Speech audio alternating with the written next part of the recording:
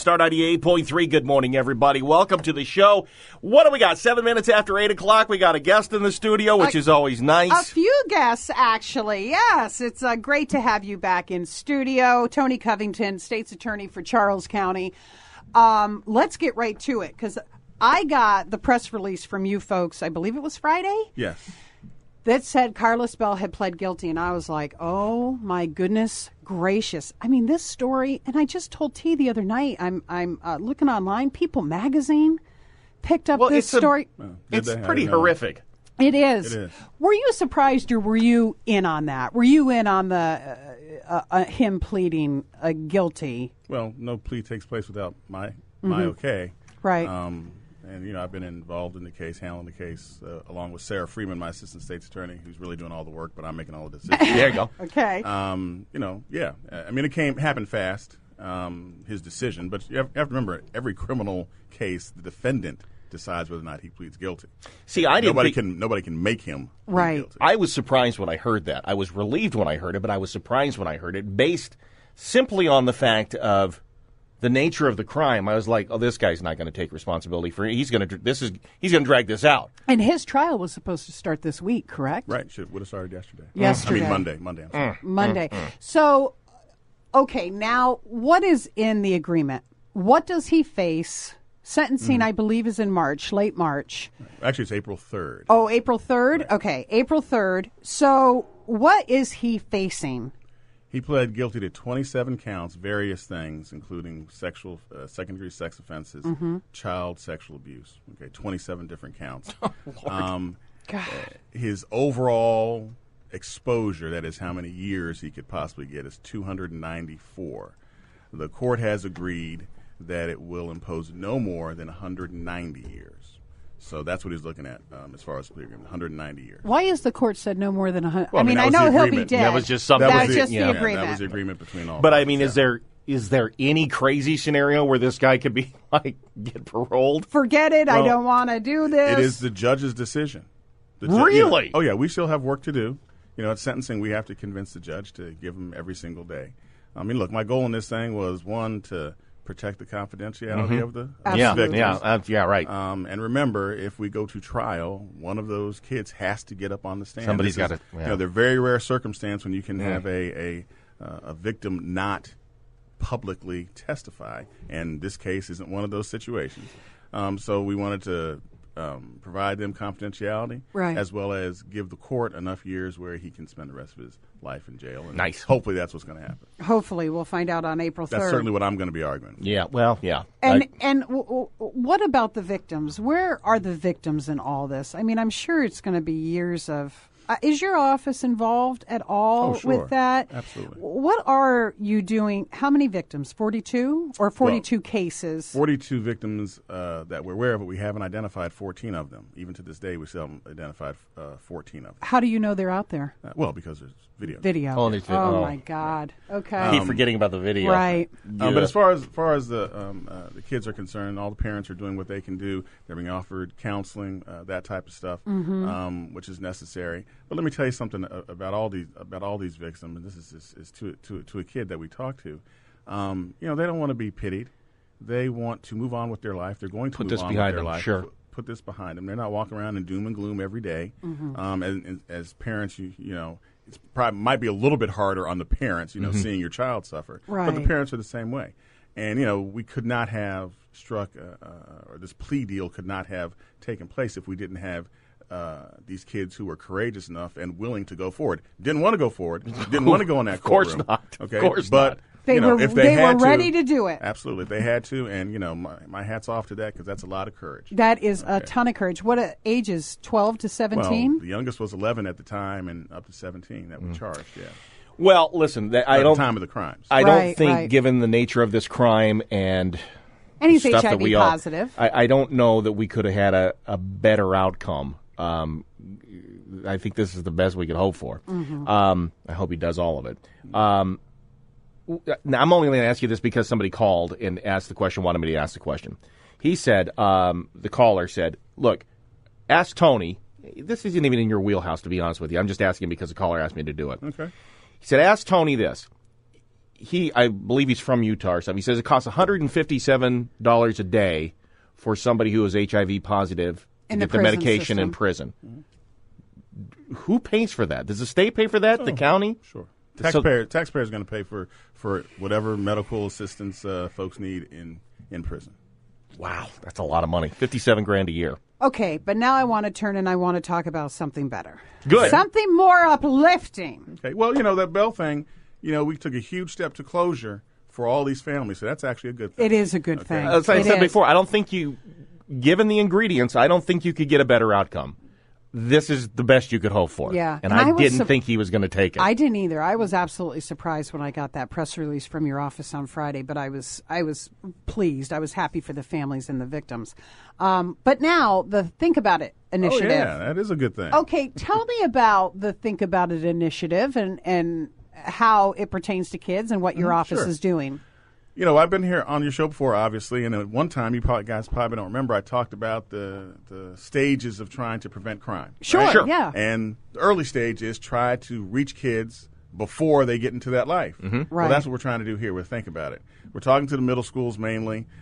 Presentation, I go out there and perform, if you will, right? Okay. And try to talk to kids about, think about what you're doing, that, every choice that you have in life is nothing but a whole bunch of choices strung together, right? Mm-hmm. Every choice that you make has consequences, whether the consequences are good or bad, all right? And that's going to determine your future. It's going to determine where you go in life, whether you end up in a penitentiary, whether you end up, with doctorate degrees or whatever it is, whatever your life it is, whatever you think success is in life, your choices are going to determine that. And we talked to them about that, give them a little bit of work stuff, and it's a fun time, really. Do you think it's a misconception with kids, especially with movies and videos and things out there, that I'm under 18, can't touch me? Can't touch me. I can do anything I want. I'm not going to get in trouble. I'm a juvenile. Yeah, we just charged a juvenile with murder the other day. So, right. You're right. I mean, kids, it might be a misperception, but let me tell you something. Obviously, the consequences when you are a juvenile aren't as bad. Mm-hmm. And when you have 2 or 3 guys, I've had situations where 3 guys are in a car, there's a gun in the car, they give it to the juvenile, say, hey, take this, right. The consequences won't be so bad for you. I've got a record or whatever it is. So these bad guys out there understand that. But if they think there are no consequences, they're wrong. We're talking with Tony Covington, the state's attorney from Charles County. To that, I will give you a personal story. As it kind of relates to that, because this is one of the things your uphill fight is.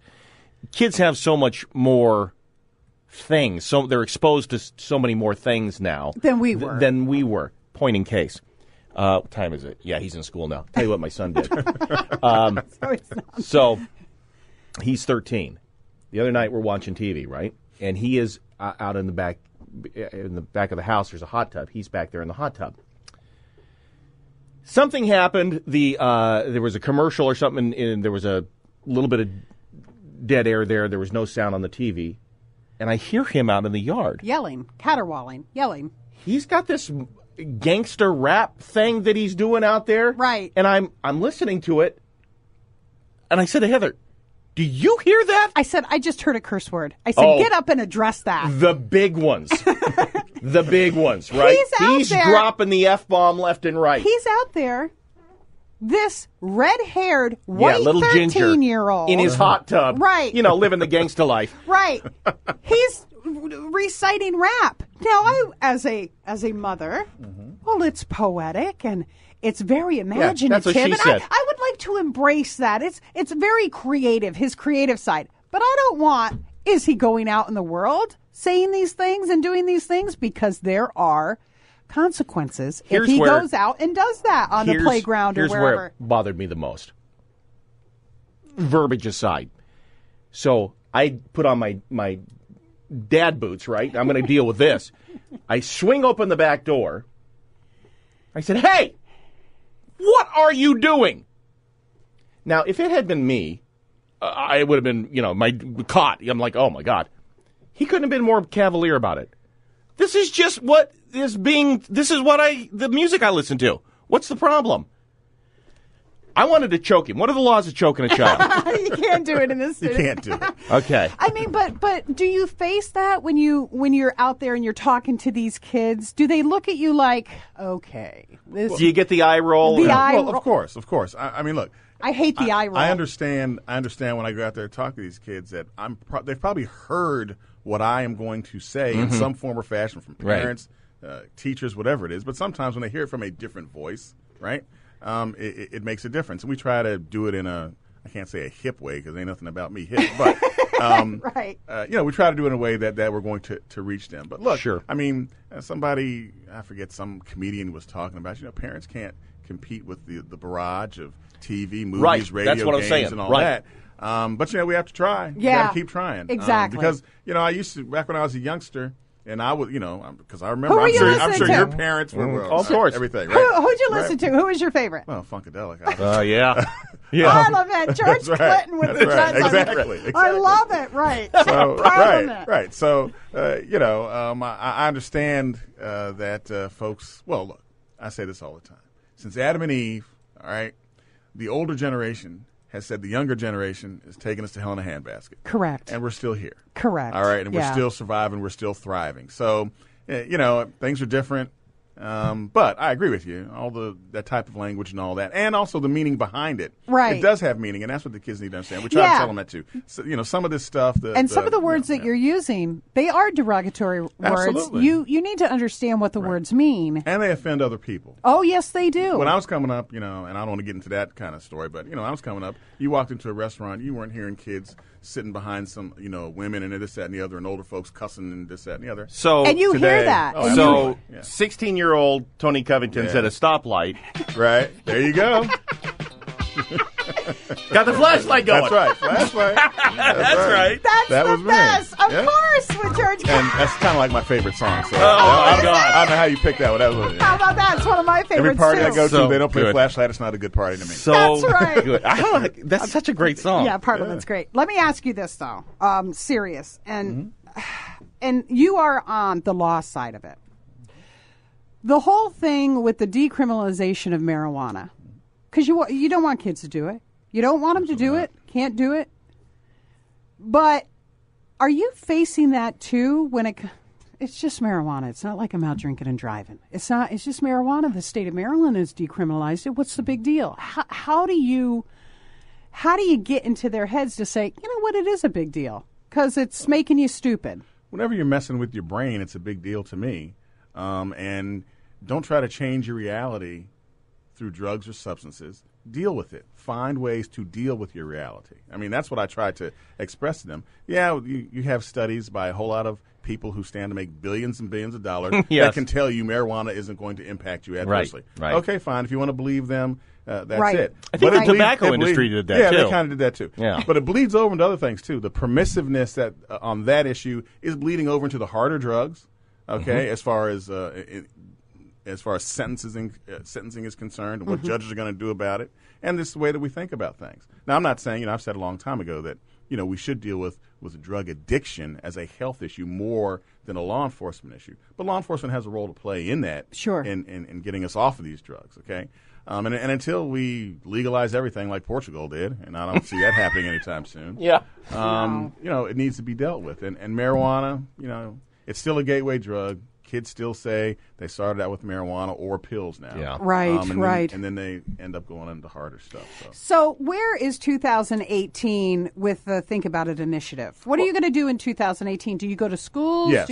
Okay. We have gone to three schools so far, and we're lining up as many as will have us, and we're going around, and like I say, it's a good time. Are you working with surrounding counties? Do they have similar programs going? Or We have not branched out there yet, but obviously we want to, we've only done three, so hopefully we get more I get you. success. And Sure, people sure. will, and one school's having us back, so that's a good thing. They want to do it to a different grade level, so that's a good thing. At I least think they liked it. I think the state's attorneys from all three counties, you get Richard Fritz in it, get him, and who's, oh gosh. Laura Martin. Laura Martin, right. Laura Martin over in Calvert County. You guys could do like a rap. You could be a traveling thing. You could put a record out, an album out. Get George Clinton. Have George Clinton, right. George Clinton produces it. I love that. I love that. Well, thank you so much. You're always welcome. It's always anytime. a pleasure to be here. I appreciate you guys. Yeah, come on in anytime. Good job on the Carlos Bell thing. I'm seriously, I don't say that. Yeah, I think that is best case scenario. I think is what you have there, especially for the victims, and they're the only ones that actually matter in this whole thing, and their Absolutely. parents. So That's good what job we're on focused that. on. And I'm Thank going you. to keep an eye on the Think About It initiative, All and, right. and anything you need from us to help out with that. Doors we're always happy, open. We're happy to do it. Please Thank you come very by much. anytime. Thank you. 8:22. Let's see what's going on the roads.